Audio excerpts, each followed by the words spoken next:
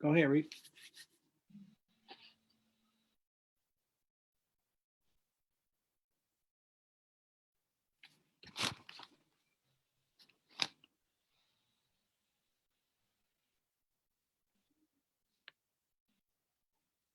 Bring me in, Reek. Go ahead. Hello, everyone out there, and welcome back to Both Sides of the Conversation. I'm Rico, co-founder of Both Sides of the Conversation. And I'm John Henry, co-founder of Both Sides of the Conversation. I want to thank you all for watching and being a part of our financial literacy and financial series, where we've been having individuals come on and talk about finances, from building your credit, financial literacy. We also have someone who's going to be coming on next Tuesday, talking about better ways to get a retirement plan and insurance. So how to insure your money. So today we have my guy, Mr. John Henry. He's going to do a presentation called Financial Literacy, Baby Steps to Your Financial Goals. So, John. Right on. Thank you, guys. Sorry for being a few minutes late. Had a couple of technical difficulties. We worked them out. Anytime you try to do something good for the people, it's always some pushback. And just happy that everybody is joining. Take this time to go ahead and start a watch party, share the information so we can get people to share this information as many people as we can. Today, we're going to have a PowerPoint presentation. We're going to try to get through all of the PowerPoint slides, and then we're going to have questions and answers, or you could put questions in the chat. It's not a lot of slides, so I think we should be able to get to it in a fairly decent amount of time. But definitely, if you guys want to take notes, ask any questions. If it's something I don't cover, please raise your hand if you want to be pulled up, or just leave us a question and answer in the chat. I think it's pretty in depth. You should probably get a lot of it right off the presentation, but if you need to ask questions, feel free. It should be helpful. So we're gonna start, and like Rico said, this is about baby steps to your financial goals, eliminating debt. And one of the biggest things is you have to eliminate debt to build wealth. As long as you owe people or you have interest, you losing money, you're not getting the financial gain that you need. So it's very important to pay off debt, and then you can really impact your financial future. So Age is helping us today. Thank you. The sisters is coming along, doing wonderful things for us. She could be hitting the slides for me. And let's get this thing started to the first slide. So the first slide is emergency fund. In order to eliminate debt, it is very important to have an emergency fund. The emergency fund is typically, you want to start at $1,000. Here in California, if you're in California, due to the cost of living and how expenses are so expensive, that emergency fund can go from $1,000 to $1,800, whatever your preference is. But to get started, it's about $1,000. And that's enough for most emergencies. The reason why you want to have an emergency fund is because it helps you eliminate having to use credit cards or unwanted money that you need for an emergency situation. So emergency situations can be your car breaking down, maybe appliance in your home breaking down, your air conditioner, your heating system. It could be a window being busted out, anything that could just come up out of your normal budget that could be considered an emergency. You want to have that fund so that you can have that money to take it out of there so you're not charging.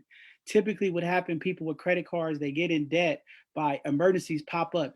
Things happen, right? Your car break down, the battery don't work, your starter go out, something happened. And because we don't really plan our money, a lot of times what happens is we end up using credit cards and it gets us in debt. So having an emergency fund is very important. When things come up, you can just have that money, and then it helps keep you out of charging more debt. Why should you do this? I just kind of explained it.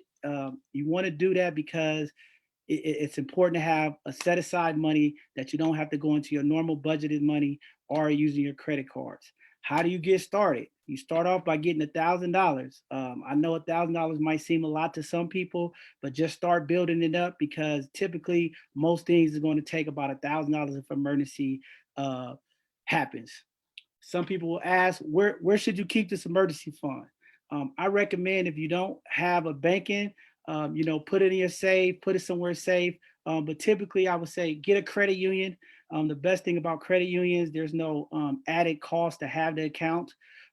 Other banks like Wells Fargo, they'll charge you monthly fees to have money in their bank. So I typically recommend people to go find you a credit union here in California. We got Golden One, we got Patelco, you have the Police and Fire Credit Union. There's a number of credit unions in your area. If it's the Navy Credit Union, um, try to put it in the credit union so that you can have access to it. And if you don't, you could definitely use it in your home. Typically, right now, with all of the currency going into the digital currency, debit cards, typically you want to be able to have access to it. So I would say recommend putting it into credit union. What should be considered emergency? I kind of broke it down. This emergency fund is not used to cover some extra bill or something at the mall. It's just for emergency stuff that just pop up out of the blue. Like I said, if your car break down, one of your appliances, your refrigerator go out, or something that's an emergency, you want to use that just for that. So that's what we consider emergency fund. All right, we're gonna move on to the next slide. So after you get your $1,000 or while you're working on it, this part of reviewing your finances is going to be simultaneously while you saving the $1,000. Some people might have $1,000 already, and some people will be trying to build it up to get it. But simultaneously, while you're doing that, you want to review your finances. The key to success is you have to have a budget, okay? That's the most important thing. You have to know where your money is going. A lot of people, they don't have budgets. They just pay the bills as they come in. For me, when I started, I had to remove all of those auto pays, right? Because typically what happened is money's just coming out. And if you don't have a budget, you don't know where your money is going. And sometimes creditors like cable bills, phone bills, they make mistakes. I've caught a couple of times where they like double charge me, triple charge me twice a month. So I try to stay away from the auto pay and stick to my budget and make sure that I pay my bills accordingly. So for everybody out there, the most important thing is going to be create a budget, okay? And what is a budget? I know most people say, well, how do I create it? What does it look like? Basically, creating your budget is taking your total net pay home, your take home pay, right? I know a lot of people always reference the gross income, right? We'll live in reality. For me, it's all about reality. It's what you take home after your 2 weeks, what's on that paycheck every 2 weeks or once a month, whatever you get paid weekly, it's what you take home. So you want to get your take home pay and you want to subtract your take home pay from all of your monthly expenses. And you could do that by hand, or you could do it by apps. There's a number of apps. Last week, Nasima talked about it. There's a lot of apps out there that you can use to already, create your budget. One of the ones that I use is the EveryDollar app. It's pretty helpful. They have a free version and a paid version. The only difference between the two is the paid version is linked to your bank account or to the accounts that you're using with your debit transaction. So every time you swipe your card, every time you make a transaction, it automatically goes into that app and it allocates those dollars to one of the funds that you set up in your budget.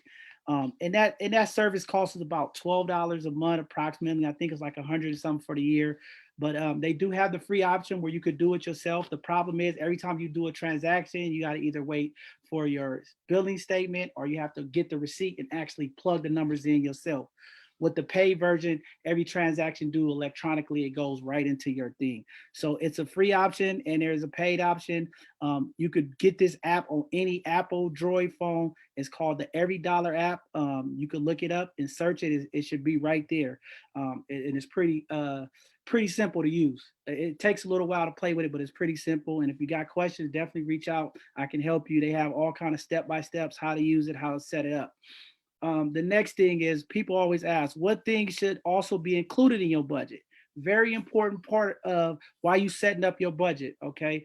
One of the things that you want to make sure is included in your budget, and typically your budget is going to be all your monthly expenses, your rent or your mortgage, your PG&E, your electrical bill, your garbage, food, travel expenses, gas, bridge tolls, any kind of subscriptions, gym. That's how you create your budget. But one thing that we have to make sure that's included in our budget, and a lot of people forget this, is we have to make sure that we protect our asset and we protect ourselves with insurance, right? So one of the things I tell people is when you set up a budget, make sure your budget includes life insurance. Okay. Typically what happens is we don't prioritize life insurance, and the effect of it, we see it a lot dealing with the stuff that we deal with in our communities. And a lot of people, when people pass away, or young people pass away, or someone elderly pass away, we out here setting up GoFundMe's. We're doing other things like that nature, fundraising to help bury somebody. So what's more important is making sure that we have life insurance and input it in our budget. I'd rather see you have life insurance than some of these cable TV stuff that we have, because it's very important. We never know what times we living in, when something's going to happen. Don't leave that financial strain on your family. Don't leave it on your children. Make sure you had it. Don't leave it on the community. Just make sure you have it. So I put on here the link. There's a place called Zander Insurance. They're a pretty good place. I went through them. You could go to any of the life insurance companies. You got Allstate, any one of them, anybody that sells life insurance. But one thing that you need to make sure when you're setting up your life insurance, I recommend you get a term life insurance policy. Insurance people are going to argue with you the difference between whole life and term. The bang for your buck is going to be term life insurance, because you're already setting up yourself to have financial wealth. A lot of these life insurance companies are selling whole life, because in the Black community, the brown community, they want to sell you with, if you get a whole life policy, you could take money out for college and things of that nature. And that's how they selling it. But actually it's a bad product, and the premiums are very high. So I always recommend go with a term policy, because if you follow the steps that we're going through today, you'll be able to build wealth. You'll have savings. You'll have money to for college and things of that nature. So you won't have to depend on that. Now, when you go seeking life insurance, make sure that your life insurance policy is 12 times your annual salary. Okay, whatever you make for the year. Okay, so just simple numbers, right? If you make $100,000 a year from your business, from your work, your employer, whatever, right? You want to have 12 times that as a policy coverage. Okay. Most companies are only going to give you 4 to 5 at your job, maybe 6 with a good company, right? But you want to have your own personal life insurance, right? I hear this all the time from people. Oh, I have life insurance with my company. Okay, one thing you guys have to understand about life insurance, if your life insurance is through your company, if you get fired or if you decide to leave, that life insurance policy goes away. Now you have nothing. So I recommend today, start your own life insurance policy outside of your work. So you already have the policy set up now. A lot of people don't know that. They think, oh, I'm working with this company. It's going to be there as soon as you leave, or if you get terminated or any kind of transition, the company sale, that policy goes with the company. So definitely start your own policy. Call. You want to get term life insurance. You want to tell them you want to make sure that it's 12 times your annual salary. So if you make $100,000 a year, you should be asking for a $1.2 million policy. That is what you should be. That's the minimum. Okay. I recommend anybody to do anywhere from 12 to 15%. And it's pretty affordable. I have a $2 million policy for $79 a month. You can't beat it. I mean, that's like the same, some people PG&E. So definitely you want to look at leveraging the life insurance to help with your generational wealth when you pass away. Don't use that as your only thing, but definitely when you leave away, the reason why you want to have that 12 is because if you have children, if you pass away and you're the sole provider for your kids, you have to have that extra money in there, so the person that's going to take the guardianship of your children, they can still give them the life that they need and help the people that's going to take care of them. So when you do 12 times your salary, definitely it's going to get them opportunity for college, childcare, whatever they need to help raise this child if you're not here. So that's the thing for the life insurance, short term. The other thing that I want to make sure that everybody looks into, okay? A lot of time in the Black and brown community, we forget about this. You want to look into short and long-term disability outside of what your company offers. And the reason why is our hands, our legs, our back, our muscles is what makes money for us. If we hurt ourselves, we're not making income. Most people fall into debt, get set behind. And this is how sometimes the generational gaps and wealth building hurts our community, because we don't have the insurances and the things in place to help us if we get injured on the job, if we have an accident outside of the job, if we have cancer or some kind of health condition or some kind of medical condition comes up and affects us. if we don't have these type of policies or insurance to cover ourselves, we lose our financial power right there. And a lot of people fall into debt because if you don't have that coverage, say you have a accident driving to work, right? And you don't have, you break your leg for 4 or 5 months and you don't have the right coverages.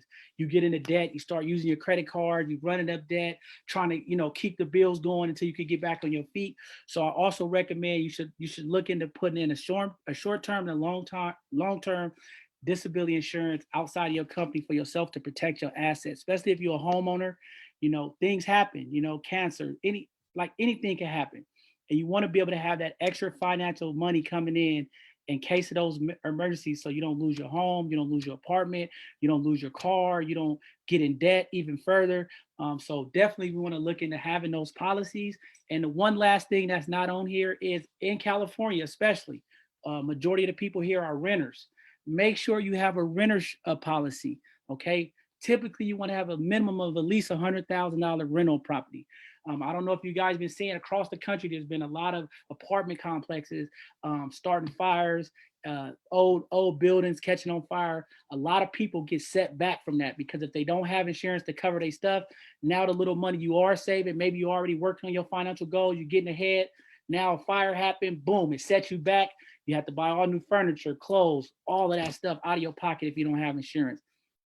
So definitely make sure if you are a renter and you rent from a landlord, even if you rent from a family member, make sure that you have at least $100,000 rental property. In California, that's kind of like the standard. You have to have at least 100,000. So I would definitely look into 50 to 100,000, depending on what part of the United States you are. Get renter insurance. A lot of people don't know about it. A lot of people haven't heard about it. If there's a fire, if there's a flood, if the tree falls down, that insurance gives you options to go be in a motel. So you're not running around having to stay with family. It's a lot of benefits to having that insurance. And those policies are pretty reasonable, anywhere from $25, $35 a month, maybe a little more, depending on the area you're in. But definitely I will consult my insurance provider and find out what it would cost. All right, we're going to move on to the next slide. So this slide here, just giving you guys kind of a idea of what a budget look like, because I know I kind of talked about it and some people like, well, I need to see it. So typically this is what a budget would look like. At the top here, you have your income. That would be your net pay that came in every 2 weeks or at the month. You add up your total. This is just a basic little thing. You can set yours up how you want it. But this is basically the top is showing you the income that's coming into your home. And then on the bottom, the home expenses, your mortgage or your rent. So now that $2,000, if you see at the mortgage and rent level, $1,100 is coming out of that $2,000. You have electricity, gas, water, sewage, trash, cable, satellite, appliances, garden, home supplies. As you can start seeing, the list could go on and on, depending on how much money you make and how many deductions you have. And that's why it's very important to set up a budget, review your account so you understand where's all your money going. I've worked with so many people, you wouldn't believe how many hundreds of dollars people have signed up for music subscriptions, gym membership, personal trainers, different thing that these places is taking money out of their paycheck, taking out of their account every month, and they're not even using those services. They don't even realize it, but because some people don't even set up a budget, you don't know. But having a budget, you definitely will be able to see where your money is going. And it gives you a little bit more power to really maneuver on how you're going to save, how you're going to get out of your debt. And then you got your savings and obligations over there. Some people have their church expenses and different things, entertainment. This is very important. So I hope you guys kind of get an idea of what a budget sheet looks like. And as you can see, it has the different deductions out of the home expenses, and then the budget summary after all was paid, there's like $500 left. You know what I mean? So it's pretty straightforward. But like I said, the app, if you get one of the apps, they have free apps and they have ones you could pay. It kind of sets all of this stuff for you. You can add stuff in there, but just adding all that stuff in there, copay, medicine, different things of that nature.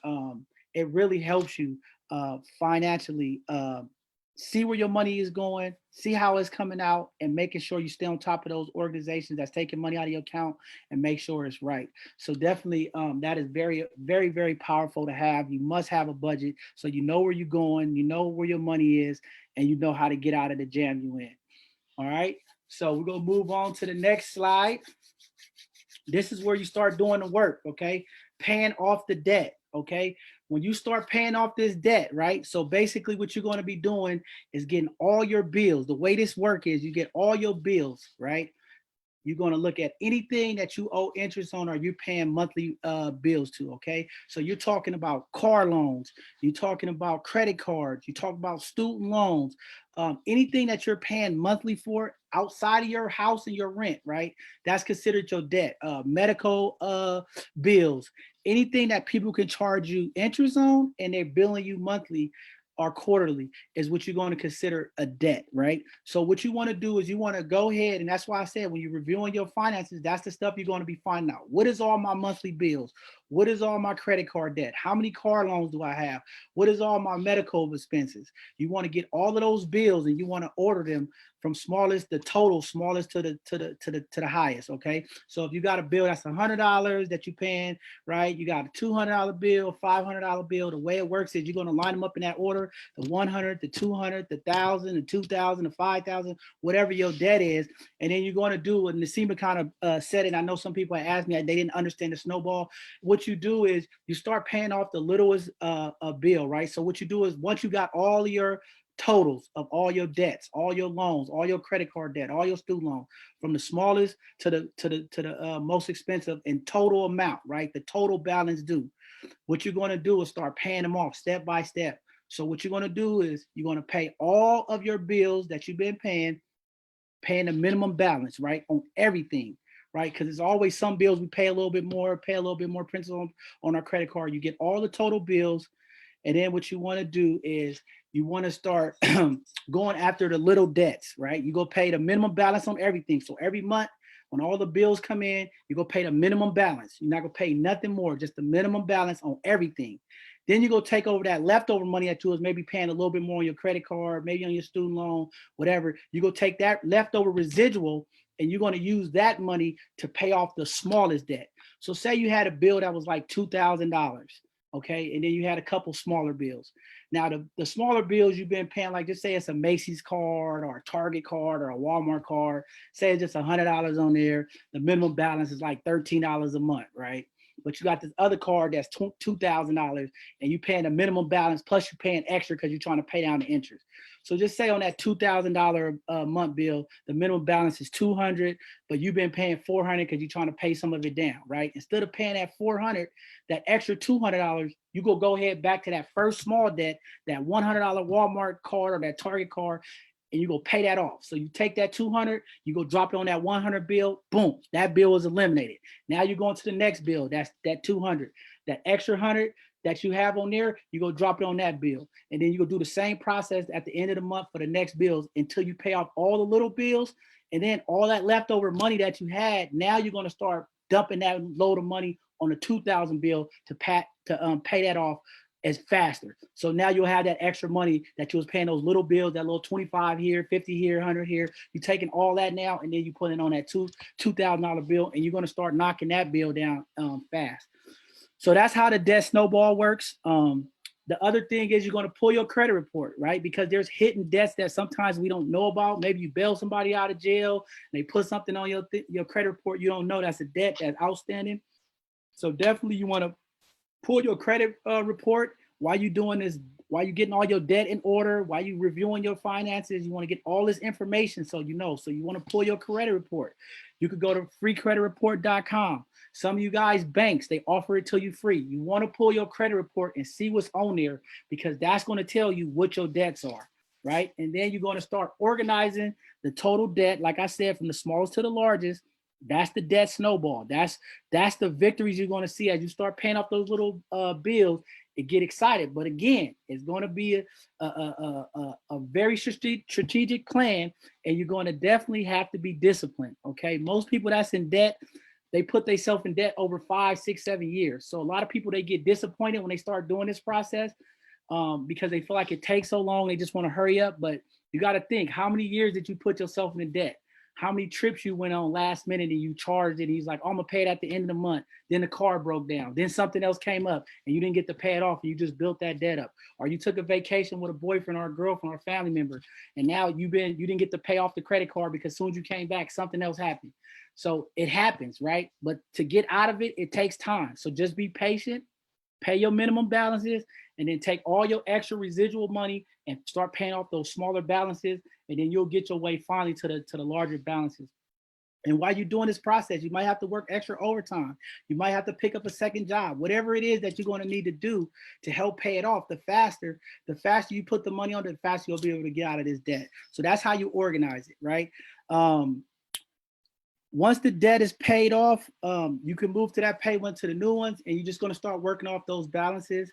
The process is pretty straightforward. I mean, once you start getting on it, you'll get excited. But definitely, you want to get to an accountability partner, right? If you're dating, you want to be with somebody that's thinking about money like you, or your husband or your wife. You guys want to work together. Typically, when it comes to debt, if you're a household, you want to work together, have a plan, and when you guys work together, it's easier, right? Because you got two people to hold each other accountable. Once you guys set up your budget, you start figuring out how you guys go pay off the debt. It just helps out when you have that other person be like, hey, no, we're not going out to eat tonight. We need to save that $100. We'll go out to eat tonight. We just go cook at home, right? And that extra $100, you're going to be using something else. So very important. Try to get an accountability partner. Try to hang around people that's trying to do the same thing. I always tell people it's hard to be single and trying to pay off debt around other people, because when you're single, there's always something going on. There's always an event, there's always a concert, there's always somebody like, hey, let's go turn up and go here, let's go on a trip. And what ends up happening is we just keep putting ourselves farther in debt, and the interest just kills us, man. A lot of people paying a minimum balance, and most of the time the interest is the minimum balance or more. So the balance is actually going up and you're not seeing nothing. That's how a lot of people get depressed and they get overwhelmed and they just want to file for bankruptcy. But if you really put the plan in place, you could definitely execute and do it. I mean, I'm a believer. It works. I've done it. I'm telling you, it works. So we will go on to the next slide. That was the debt portion.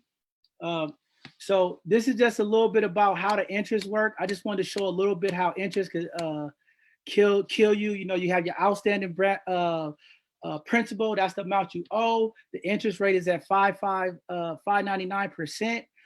As you can see, when you pay just a basic amount, 267 is the principal. The interest is 304, right? So your year to date, you're gonna be paying another $3,000. Just crazy. When you do partial payments, you only get 286 applied to the total balance. So, you got to really understand that we got to change our mind about money and understand, people with student loan, different things, they think, oh, I'm gonna pay it off, but one thing Nasima did say, different people, now that you're getting this information, they're going to come in at different points. Some people already own a house. Some people already had an idea how to do it, and they still can't get ahead. And this is just to kind of give you those steps so that you can understand. But whenever you got extra money, any kind of extra money, pay that towards the principal. You could pay your home mortgage out, just putting an extra monthly mortgage payment when you work overtime or something to the principal, and it helps reduce the amount and the interest that's paid. So just think about that. I just wanted to show that slide, and I'll get more in depth into the interest stuff next week when we do the stocks slides. But today I just want to kind of give you guys a picture of like what's happening when you have these interests and these debts. So we'll move on to the next slide. So this is the emergency fund, okay? This is how you know when you're getting close to reaching your financial goal, right? We started off with $1,000. You're leaving that in a savings account, okay? And then you are now, once you put your $1,000 into your savings account, you reviewed your budget. You got your budget set up, you reviewed all your debt, you start paying off your debt. Sometimes that step of paying off your debt takes a long time for some people, right? But once you get to that point and you start paying off your debt, now you want to go into what we call putting up a funded emergency fund, right? So that $1,000 is still gonna be sitting in that account, right? Because we're not going to use that unless emergency happens. Now we've identified what all our debts is. We worked out a payment plan, how we're going to start debt snowballing. Some people's is going to be different than others. Some people have $10,000 in debt. Some people have 20,000. Some people have no debt. Whatever your realm is, you want to first take care of that, and then you just want to start building up your emergency fund. So emergency fund, what emergency fund is what you want to have in case of an emergency. Like right now, we in COVID-19, a lot of people are out of work. A lot of people lost their job, right? The unemployment ran out. Now, how do you make it? This is why this emergency fund is very important to have, right? You want to typically have 3 to 6 months of an emergency fund put up. Now, though some people are gonna say, man, how I'm gonna do that right now? I'm living paycheck to paycheck. This step here is after you paid off your debt anyway. In the meantime, you're just doing everything minimum, paying off your debt. But when you get here, this is what you want to have. Here in California, we always recommend 3 to 6 months because, right, the option is if you lose your job or you lose your source of income, most people in 3 to 6 months can get back on their feet, find a job, and keep going, right? But now in this COVID, we're going into like month 6, 7, right? So typically what I say, if you in California especially, right, one of these states where it's high taxes, you know, the cost of living is very high, the goal should be trying to shoot to at least a year, right? But 3 to 6 months to get you out of a jam, but a year will give you that cushion where you're not stressed, you're not worried about losing your home or losing your assets. So typically what I recommend, right? People say 3 to 6 months of your gross income. I always say, you know, we're going to work off your net, what you bring home. So after you start snowballing your debt, you want to have 3 to 6 months saved up of whatever your monthly take home salary is or whatever your 2 week net pay is. You want to have a month of that total, what you make every 2 weeks or once a month. You want to have 3 to 6 months of that in the account. Typically, I tell people put it in the credit union. Credit unions are very good, right? Once you have 6 months of your net monthly income put up, now you could go ahead and start wiggling and doing stuff and traveling because if anything happened, you know you have enough money to cover all your budget, all your monthly expenses that you've been paying for 6 months. That's going to give you time to get your resume out there, go to interviews, because we all know job processes take time. So definitely if you had that 6 months of income put up, it'll just help you out, less stress, less thing to work. And I know sometimes right now people going through it's like, oh, it's hard to do that. But as you get through those steps, that's the goal you want to go before you start planning all these trips and having fun. So that $1,000, this emergency fund for 3 to 6 months, it does include that $1,000 emergency fund that you already put up. Okay, so it's not the $1,000 plus the 3 to 6 months. It's the 3 to 6 months of your net pay plus that $1,000 emergency fund that you have. Okay, you just got to get started. It takes time. For some, it might be hard. You might like, to get started. It just happened. But the only time you touch this emergency fund, you have to understand this emergency fund is for emergencies, okay? We're not using this because we got a birthday party. We're not using this because we got a trip. Oh, I got this money in the account.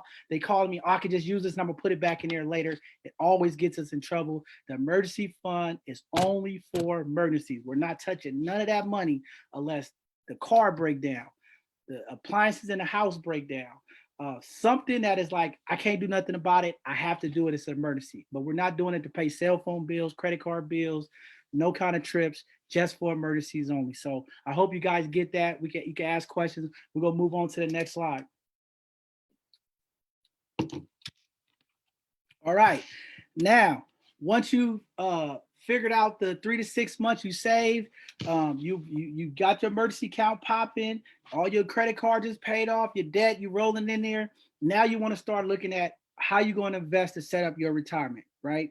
The best thing about paying off all of that debt is all those bills that you had. Once you do that snowball process and you pay off those bills, just think all that money you was paying a month now, you have to invest in your future, invest in stocks to really now elevate you financially. This is where your financial growth starts.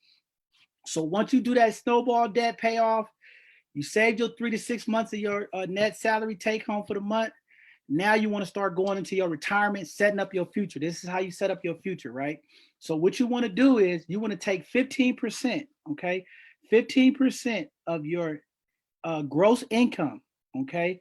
And you want to put that into a Roth, a 401k, a 401(b), whatever your company offers, or if you a nonprofit or you a self-employer, you're a contractor, you want to set up an SEP account. Okay. And then I'll give you information next week about that. Like Rico said, we have a brother coming on Tuesday. He's going to tell you some stuff about retirement. So I'm just giving you guys some good information. We'll get more in depth with it next week, but you want to take 15%. That's the magic number. Okay. I didn't know that. When I started investing about 20 years ago, I was putting like 5 to 7% in there. And this is why this education is important. Once I found out and I went to this financial wealth training, I learned this stuff. And I started knowing like, man, all right, boom, I've been missing out, right? I started putting 15% of my gross retirement to my 403B, my 457. Let me tell you, those numbers started like just jumping fast. So what you got to do is if you work for an employer, you work for the city and county, you work for the state, reach out to your HR department, find out what benefits for retirement that your company offers. One of the biggest things that I see happen in the Black and brown community is we don't put money into our retirement. Okay. A lot of people work for the city and county, they work for businesses, and all they hear is the company say, we have a 401k for you, right? And we don't put no money with it. The company will put a certain amount of money allocated into your thing, and that's it. You have to double that, right? There's a lot of companies out there, they'll match you, right? Some do dollar for dollar, some do 50 cents for a dollar. If you do work for an entity that offer that to you, you want to max that potential out, because again, if they match you dollar for dollar, that means if they put $1,000, you put $1,000 in there, they match you, right? You put $10,000 in there, they match you. So anytime your company is matching you, call your HR benefits and find out the retirement plan that you have currently. Is there a match? Do you guys match me? Those are the questions that most people don't know how to ask. You want to ask that because some companies do match 50 cents to a dollar. Some companies do $1 for $1. So just think, if you put $20,000 invested in yourself into your retirement, the company you work for is matching you dollar for dollar. That's $40,000 you got right there because they match you. Okay, so you want to take advantage of it. It's very important. And if you're an independent contractor, if you're a small business, if you work for a nonprofit, you want to set up an SEP retirement account. You want to get a Roth. Okay, if you're an independent contractor or a small business with an SEP account, you can put up to $55,000 a year in there. Okay, that's a lot of money. Small people that work for companies, the most we can put in is about $20,000 a year. So you already get advantage. So take advantage of it. You got to understand, you have to put up money for the future. A lot of people that do small businesses, small contractors, work for nonprofits. The problem is they do all this great work for the community, they give back, but when they go to retire, they have no income. They looking for Social Security, looking for some kind of help. It's not there. You got to invest in yourself. So the good thing is once you pay your debt off, you put up an emergency cushion fund, all that extra money now, you just dumping it into your future. And it's very important that you have it. That's the most important thing you could do. So definitely reach out to your HR department. If you're a small business, you can reach out to any of the retirement companies. You got Vanguard, you got Charles Schwab, you got Fidelity, you got Lincoln Financial. There's a number of places that you could set up a 401k or a SEP account. So definitely reach out. If you got questions, you can ask. I'll show you how to do it, where to go, how to set it up. But you got to invest in your future. And don't think just because you work for a company, they say you have a retirement and a pension. Those numbers is going to be very small to what you have to put in there. And that's what happens. A lot of people didn't know. I've talked to people all the time. They go, I just thought I worked for this company. They was putting 6%, 5% of my income in there. I thought that was enough. No, you got to add to it. You want to put 15% of your gross in there and help build that account up so that you can have a great retirement. You know, you want to be able to live and have the same money you was making while you was working coming in plus extra. So really think about that and make that a priority as you start going through the steps of building your wealth. All right, we're gonna move on to the next slide. Now, this is where it's very important. Now that you set up, you putting 15% of your money up, you saving for college. Now, this is why Nasima said there's personal, everybody's finances is personal. Now, if you're already a homeowner, right, and you already kind of got things going on, some of this stuff in place, I recommend putting 3 to 5% of your gross income for your child's college, right? The biggest problem we have in the Black and brown community is we have kids that excel, right? And they go to college and they're looking for scholarships or they got to take out loans. So what happens when your kid have to go take out a loan? We put them generationally back. The other communities, what they're doing, they setting up financial futures for their kids. They have these 529 college plans, okay? And what those college plans do is give them the ability to go ahead and go to college And if you invest right and you put the right amounts in there from the time your child is born to the time they're 18, you can have their whole college tuition covered and paid for, or at least 90% of it, where they don't have to put themselves in so much debt, right? I didn't even know this when I had first started. I had the little Gerber baby plan, which was a joke. And now, because I did get, this is the point of the literacy and learning and educating yourself. Now my granddaughter, she's set up, right? So when she goes, she's gonna be taken care of. Like me, my daughter setting her up right, because now we know about this stuff. I got educated. I'm like, oh man, I gotta make sure my grandbaby is set, right? So when she go to school and go to college, she's not going to take out a loan. So that means she can go get her education, get her degrees, and she could go right into the working environment, start making 100, 200,000, whatever she does, and she don't have to worry about paying no debt. Okay, this is how the other communities, some of the Asian communities, some of these other communities, white communities, they set their kids up like this, so those kids get a head start. And you guys have to understand, that's how the wealth gap starts happening from the poor to the rich. They kids get a head start because they go to college, they got no student loan. Everybody out there that got student loans, right now, if you ask them, if they didn't have that student loan, how much further ahead would they be not having to pay that student loan? So that's why it's very important that we all have to set up college fund accounts for our kids. This has to be a priority. And if you already own a home, you have to set this up for your kids right now. You got to set it up so that when they get to that college age, they can go to school, vocational school, whatever. The one cool thing about this 529, before you only could use this money for college, right? About 5 years ago, they changed it. So before, if you set it up a 529 account, your kid can only use that money to go to like a UC college or some state college or some JC. Okay, 5 years ago, they reversed it. Now your child can also use this 529 money that you're saving for their college.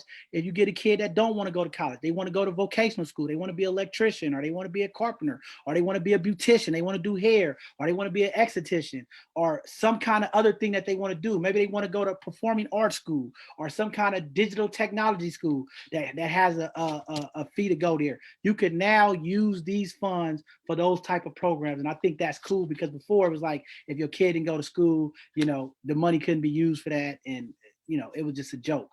But now it's set up, if your kid, you might have a kid, he want to be a barber or a hair salon. Now you can use this to go to barber school as well. So definitely set this up for your kids. It's very important. Definitely you want to have some kind of college funding. And I know all the people out there listening, if you pay a college loan right now, could you imagine if you didn't have to pay that debt, your parents set it up for you and you didn't have to take out a loan, how much ahead would you be? All that money, some people paying $500, $600, $700, $800,000 a month. I know people, I've looked in their finances, they paying $1,500, $2,000 a month trying to pay back that loan for their master's degree. Just think, if you had that money, man, how many $2,000-$3,000 you could be putting into an investment account, making more money. So that's how other communities get ahead of us. So it's just good to learn this type of stuff. If you're a grandparent like me, set your kids up, get them a 529 to your grandbabies, got an opportunity to get a head start that we didn't get. All right, we're gonna move on to the next slide. Estate planning. Okay, biggest thing that needs to happen in the Black community, Black and brown community, we have to reach out to estate planners. A estate planner is a person that will set up a will and a trust for you to protect your asset. Anyone watching, if you are a homeowner, if you own a home, you need to go see a estate planner to set up your will and trust. The biggest problem in the Black community is we don't have our wills and trust. Don't get one without the other. You have to get both. And I'm going to tell you why. When you have a will and you have a trust, those two paperworks eliminate probate court. No one can contest it. The biggest loss of wealth in the Black community is when our grandparents die. I see it all the time in San Francisco and in Bayview. Okay, grandma died. She bought this house that's now worth $2 million, $1.5 million. Grandma didn't know that she needed a will and trust. Grandma got kids, okay? Now the kids is fighting. Some's on drugs. Now the house is going up for sale. Everybody just want money. What happens? Now we got to go to probate court. What happens in probate court? The lawyers steal all of the money. The kids get a fraction of the wealth, okay? I've seen it. I went through a process with somebody.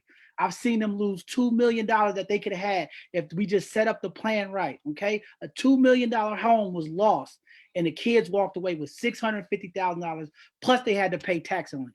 all because everybody's on a fight. We know how it is in the Black and brown community. Soon somebody die, we fighting. Everybody want their money. This is mine. This is mine. This is mine. We know how it go. And what ends up happening is the lawyers and the courts suck up all the money.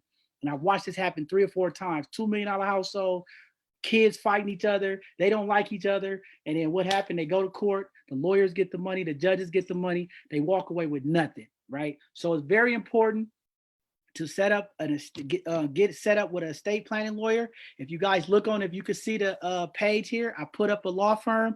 This is a sister in Oakland. She's really good. This is the Bay Area. But wherever you at watching this, Google search, find an estate planning lawyer in your area, ask questions. Make sure you get a will and a trust. Some people think when you get a will, that's it. Even with a will, if it's not right, you could go to court and go through a process. But when you have a will and trust, no court can't say nothing. That's what it is. Anybody contested gets nothing. So definitely make sure you have a will and a trust. Very important, especially if you're a homeowner right now. You want to have a will and trust. You want to protect your asset. Okay, very important. Look up Google anybody in your area, whatever city, whatever state you're in. Find a estate planning lawyer ASAP, especially if you're a homeowner. You want to have that set up because if you get injured, if you get in a situation where you're in a coma, you want to make sure part of that estate and that will, you got to make sure that you put the right person in place that's going to make the decisions for you. That's what that will and that trust is. You're going to tell the people in this, when you go to this lawyer, how you want your stuff dividend. If you got 3 kids, you can say, I want it equally, or I want 1 kid to get more. That's where it's all set up and nobody can dispute it. And like I said, the biggest wealth loss to the Black and brown community is fighting over whatever left assets our loved ones leave for us when they don't have this estate plan set up. So please take the time, reach out, do some research, find out why you need to have an estate planning lawyer and setting up a will and trust. I hope that was clear enough for you guys. And we're gonna move to the next page. We're wrapping this up. All right. Now, after you didn't set up your 15% of your money going to your retirement, you paid off your debt, you got your 3 to 6 months. Now you're starting to go pay off the biggest debt that most people have is your mortgage, right? Most of the time, your mortgage is 30 to 35% of your income for most people. Now that you've set up all those other plans, you got your college set up, whatever leftover money now, we're dumping into your home, you're paying off that mortgage. Remember, the fastest way to being a millionaire is paying off your mortgage because that's your biggest debt. Okay, just imagine here in California, the average mortgage payment out here is $3,000 to $5,000. Okay, could you imagine if you don't have that payment and you have $5,000 plus a month to just do whatever with, invest, how much ahead you get? That's why this step is like the last step, but it's the most important. Once you pay off all your debt, you got your emergency saving, you want to start attacking your mortgage payment because as soon as you pay off your mortgage, that's all your money. You retire, you got no bills. That's $5,000 a month, especially here in California. The average is 3 to 5. So just think every month, if you don't have to pay that mortgage, how many more things you can do to impact the community. Also, if you're in a 30-year mortgage and you at this step now where you got an estate planner, you're putting money up for your kids, you paid off your debt, okay? Look into refinancing, getting your mortgage into a 15-year a loan so that you could pay it off and knock off a lot of that interest. I mean, most of the time with the interest on a 30-year loan, you're paying almost twice for your house. I was looking at my mortgage payment. I was like, dang, I got to switch. You know, I mean, you get a loan for $500,000. By the time you pay it off in 30 years, you pay $1.2 million. Like you pay for 2 houses for 1. So you guys got to think of that concept. Understand how the interest really impacts you. You tell anybody, if I gave you $50, but you got to pay me back 100, most people wouldn't take that $50. And that's the same thing with a mortgage, same thing with credit cards. You're borrowing money from somebody, they charge you double or sometimes triple if we don't pay it off in a timely manner. So just remember that concept, right? You want to switch your mortgage. Once you get out of all your debt, you want to switch your mortgage down to a 15-year loan, pay it off, impact, and after that, you just grow in wealth after that. Next slide.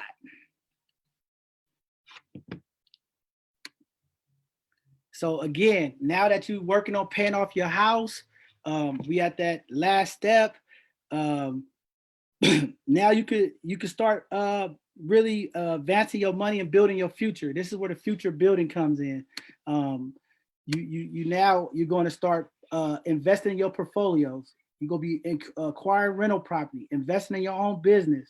You're going to be giving back to the community and schools. You're going to be mentoring, doing whatever you're going to be doing, because now you have the access to do what you need to do, you know? And that's the main important thing. You have to be able to be able to do that and build that wealth. You have to pay off the home and all of that stuff. And it seems like a long process, but I'm telling you, it happens. And as you're going through it, it's going to get better. It's going to get easier. And you're just going to start making those realms, and your portfolio is going to get big because you have all this extra income coming in. And that's just the way it works. So we'll go on to the next slide. And that's just basically just saying your debt-free journey is here now. You know, you have no debt. You building generational wealth. You living good. You leaving a legacy. You got your will and trust set up. You live in life now, and that's the end of the presentation. But that's how it works. Those easy steps, following them, it takes a little time. But once you start making progress, you're going to see like, oh man, this is what's up. And I'm telling you, it happens all the time. So that's where we at the end of it now. Rico, we could go ahead and open up the questions and chats. If anybody have any questions, if you got anything you want to ask, you can. If you want us to go back to a slide, tell us, we can. But I think we covered pretty much mostly everything that we needed to cover. I think that if we can change the screen. Okay. Asia, back out of it.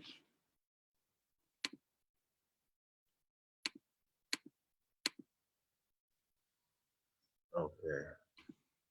Well, I had a question. Okay. What's up, Rico? So I heard you talking about insurance. Mm-hmm. And I know for some reason in the Black community where we have the most deaths, it's the hardest thing to talk about. Right. So what do you say to a mother who may be on general assistance, welfare, or don't have like the best job?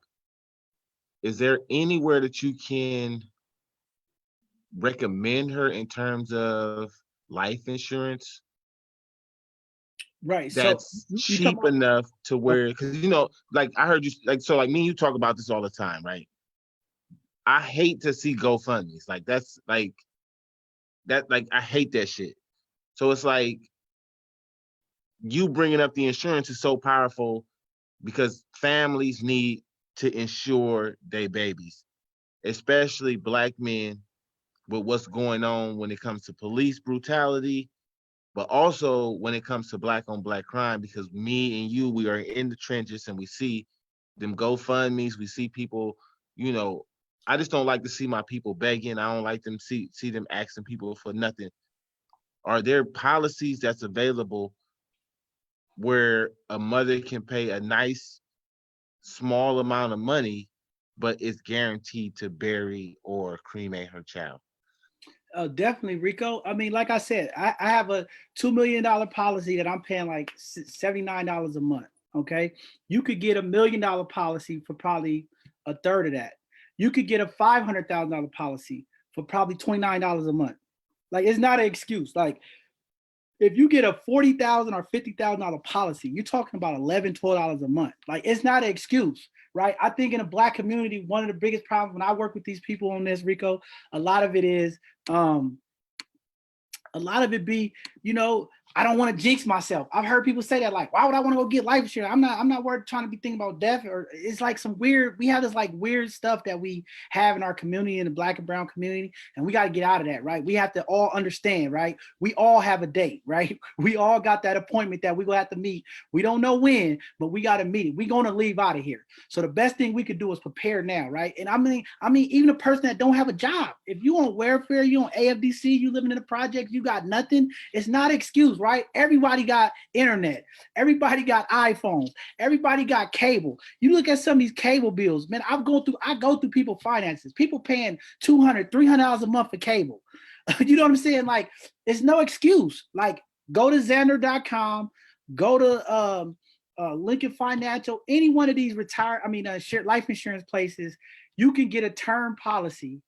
I guarantee you for $50,000 for probably 10, 11, 12, $13 a month, somewhere in there, maybe $20 a month.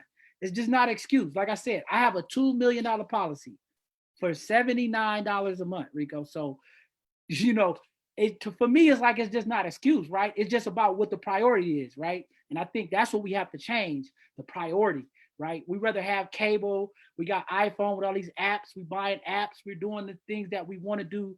You know what I'm saying? We got money. I always tell the youngsters this, right? The young dudes like 25, 26. I'm like, y'all out here selling weed. How much weed y'all smoke a month? Most of these dudes smoke an eighth a day.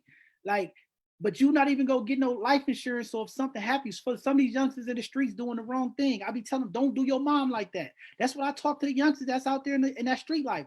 Like, you out here, you buy, they brag about it. You go on their Instagram, you see them all day long, showing stacks of money, you know, smoking eighths of weed, doing whatever they do. And I'm like, do you got insurance policy? No, man, bro, go help your mom out. You out here in the streets, if something happened, all this money you got, you could pay a whole year worth of insurance policy for all this money you got on there. So we just got to stop faking it, and we just got to make it a priority. Because I agree with you, Rico. I'm tired of GoFundMe's. I done helped out so many young people, parents, man. And that's why when these youngsters out here riding around in their cars and their rims, I'm like, bruh, do you have life insurance? Go get some life insurance. So if something happened to you, you don't leave your mom the burden. And these kids don't understand that. That is a burden. $30, $40, $50,000 instantly as soon as you die. You put your family in a hole. And if they already struggling, how much more you think they in a hole? And you're not even here no more. So I just think it's an excuse.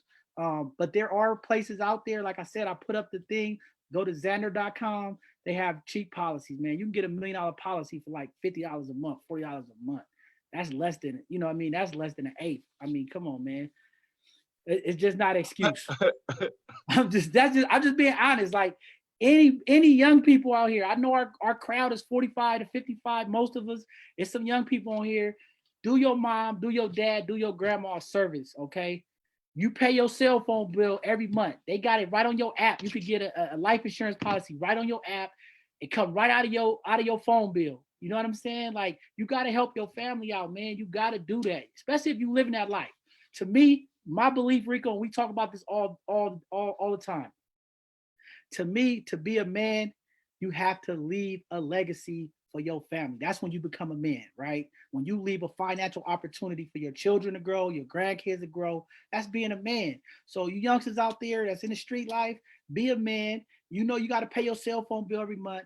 Get the little policy set up for $50,000, $100,000 for your kids, man. You got 3 kids, 2 kids, empower them. Lead them with $500,000. If it's $60 a month, pay that. So if something happened to you, your kids get a head start, man. And a lot of people don't understand that. That's sometimes how other people, when somebody died, they get a head start from that wealth. So we got to keep that as a priority.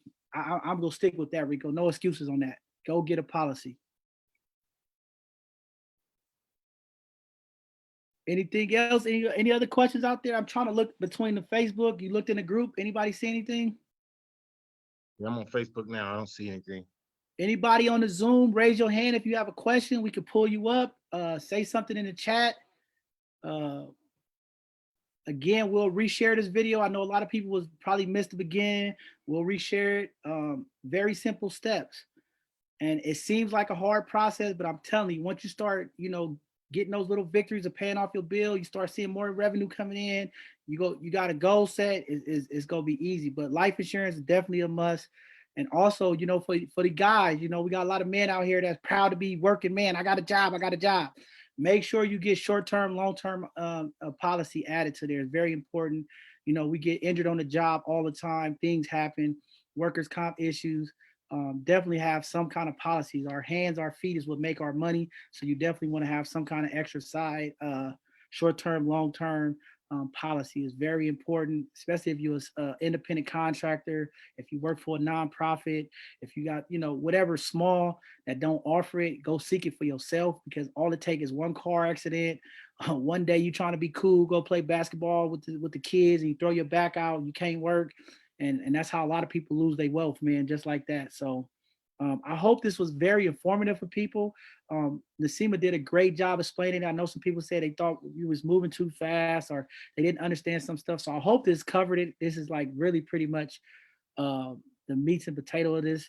Very simple. You guys can reach out to us. You guys can email us at both sides of the conversation at Gmail. If you got any questions for me, I'm willing to help. You know, I went through a 14-week class learning this stuff. Let me tell you, I didn't learn this in high school. My parents didn't teach me that. I mean, they gave me some basic stuff, but they didn't give me this like little stuff. Like sometimes we already know how to do it, but just these little things makes a difference. It helps us keep wealth. It helps us build wealth. So, you know, for me, it's just giving back to the community. I paid to go learn this, okay? But I'm giving it back to everybody free. These are the steps. These are people they got to pay to go learn this. So I'm giving it back to everybody. And I'm just glad me and Rico had this platform. Like Rico said, this Tuesday, we have a guy that's coming on here that's going to be talking about retirement, have some good programs set up for people who don't have a retirement, or maybe you have up in age, you 45, 50 years old, you're getting close to retirement, and maybe your portfolio is not doing enough for you. He's going to teach you some of the products that he has that can help you make some more money before you retire. I mean, I'm waiting on Tuesday to go through this with him because we have to be thinking about the future, because one day you might make it. You know, when you're a young man, Rico, like when I was young, I thought I'll be dead by 25. I didn't know, living in San Francisco, Hunters Point, everybody getting shot and killed. I didn't think I was gonna live that long. And I'm just thankful that I did make the right steps to start putting money up, because now look, I'll be 41 in a couple of weeks. And I'm just thankful that I listened to some people. I spent some money to invest in myself, so that later on, when all this hard work and we get up there in age, man, I don't have to keep working. The worst thing I hate is when I go to Walmart or go to Target and you see the 67, 70-year-old man still having to work because he didn't make the right investments in his life. And now you got to go work after all these years. So, you guys think about that. Retirement is very important.